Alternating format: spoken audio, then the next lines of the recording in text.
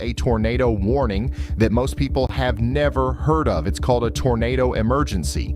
This is the absolute highest level of tornado alert the National Weather Service can issue. A tornado warning means a tornado has been spotted or indicated on radar. A PDS tornado warning means a large or violent tornado is expected. A tornado emergency means a violent tornado is confirmed and heading directly into a populated area. Mass casualties are possible. If a tornado emergency is issued for your area, get to the lowest, most interior room right now. A basement or storm shelter is your best option. Cover yourself with a mattress or heavy blankets. If you're in a mobile home, leave immediately and get to a sturdy building. Do not try to outrun it.